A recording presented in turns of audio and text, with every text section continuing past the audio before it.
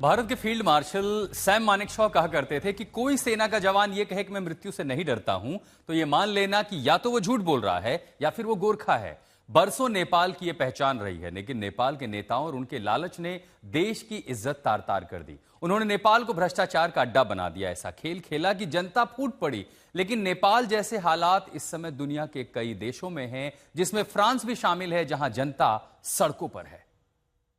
लोकतंत्र में विश्वास रखने वाले पूरे विश्व का ध्यान नेपाल की तरफ केंद्रित हुआ है, और नेपाल की तरफ केंद्रित हुआ है मतलब इस सभागृह में बैठे हुए आप सब पर केंद्रित हुआ है। 11 साल पहले प्रधानमंत्री नरेंद्र मोदी ने ये बात अपने पहले नेपाल दौरे में कही। नेपाल के नेताओं को नसीहत प्रधानमंत्री नरेंद्र मोदी ने तब दी थी कि हिंसा से तंग आ चुकी जनता की भावनाओं को सम्मान करें, लेकिन नेपाल के नेताओं ने भ्रष्टाचार, भाई भतीजावाद और वंशवाद का ऐसा खेल खेला कि नेपाल में लोकतंत्र का ये प्रयोग आग की लपटों से घिर गया।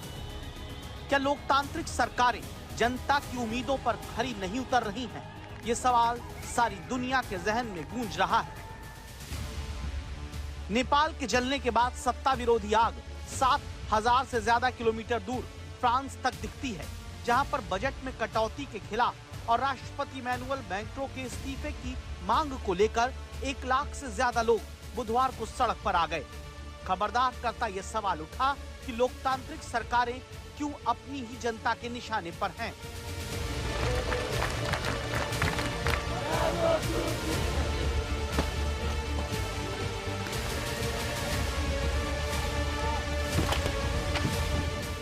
फ्रांस बंद का आह्वान लेफ्ट के दलों ने किया। इस प्रदर्शन को ब्लॉक एवरीथिंग नाम दिया गया। सरकार के खिलाफ उतरे उपद्रवियों ने राजधानी पेरिस में पुलिस पर डस्टबिन फेंके।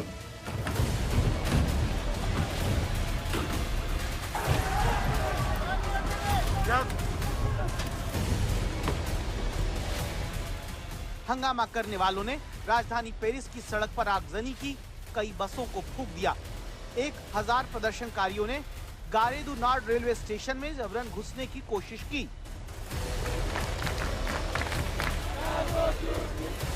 पेरिस में एक स्कूल के पास कचरा जलाकर रोड को ब्लॉक कर दिया गया। फ्रांस में ये प्रदर्शन इसलिए हुआ क्योंकि वहां एक बड़े वर्ग को लगता है कि राष्ट्रपति मैक्रों की नीतियां आम लोगों के हितों के खिलाफ हैं और अमीर वर्ग को फायदा पहुंचाती हैं। जिस तरह से कल्याणकारी योजना में कटौती करके सरकार ने खर्चों में कमी करके आर्थिक सुधार किए, उससे आम जनता खासकर मध्यम वर्ग और मजदूर निराश हैं।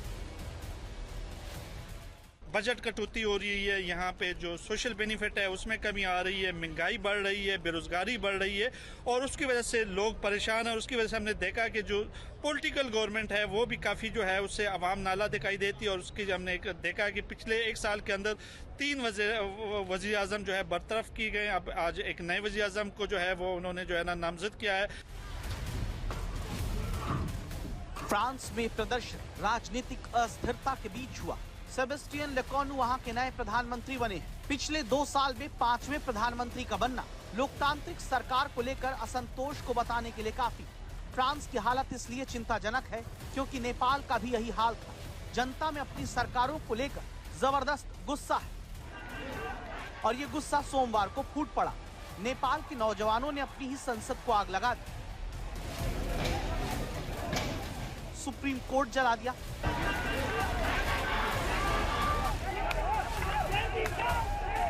4 बार के प्रधानमंत्री केपी शर्मा ओली का घर फूंक दिया, राष्ट्रपति का घर नहीं छोड़ा, 3 पूर्व प्रधानमंत्रियों के घरों को नहीं बख्शा, 4 बार के पूर्व प्रधानमंत्री शेर बहादुर देउबा और उनकी पत्नी जो अभी मौजूदा सरकार में विदेश मंत्री रही, उन्हें घर में घुसकर पीटा। इतना कुछ करके भी जब गुस्सा शांत नहीं हुआ तो नेपाल में प्रदर्शनकारियों ने उस जगह को आग के हवाले कर दिया जहां सरकार उनकी तकदीर लिखा करती थी। खबरदार करता सवाल है कि नेपाल में जनता का गुस्सा शांत क्यों नहीं हो रहा? नेपाल की जनता सब कुछ जला देने पर आमादा क्यों है? नेपाल के वित्त मंत्री को मारती जनता बताती है कि नेपाल की लोकतांत्रिक सरकारें और नेता जनता की सेवा में बुरी तरह विफल हुए हैं। जनता का आक्रोश इतना कुछ करके भी खत्म नहीं हुआ। अब इस इमारत को देखिए, जो एक ऐतिहासिक महल रही है, जिसमें बरसों तक सरकार का कामकाज होता रहा। इसमें प्रधानमंत्री कार्यालय समेत 20 से ज्यादा नेपाली मंत्रालय थे। इसका निर्माण 122 साल पहले शाही फैमिली ने कराया, लेकिन ये भी जला दी गई। ऐसा इसलिए हुआ क्योंकि नेपाल की लोकतांत्रिक सरकारें जनता की आकांक्षा की पूर्ति नहीं कर पाई, जिससे प्रधानमंत्री नरेंद्र मोदी ने नेपाल में ही पहले खबरदार किया था। आप जब संविधान का निर्माण करेंगे, वो संविधान, और मुझे विश्वास है कि पीस प्रोसेस के गर्भ से एक ऐसा उम्दा संविधान जन्म लेने वाला है जो कोटि कोटि जनों की आशा आकांक्षाओं की पूर्ति करने वाला है।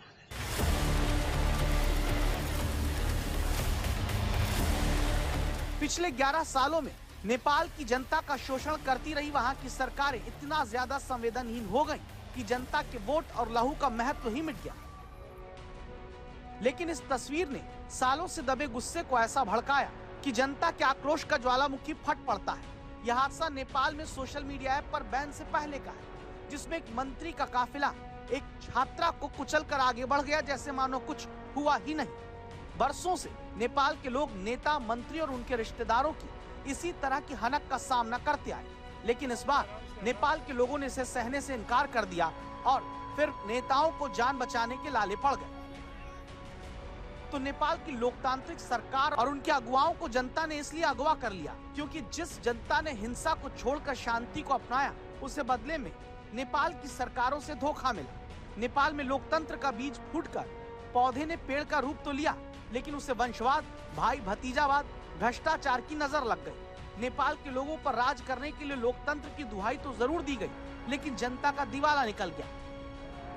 सरकारों का यही चरित्र नेपाल से लेकर फ्रांस तक में लोकतंत्र पर सवाल खड़े कर रहा है।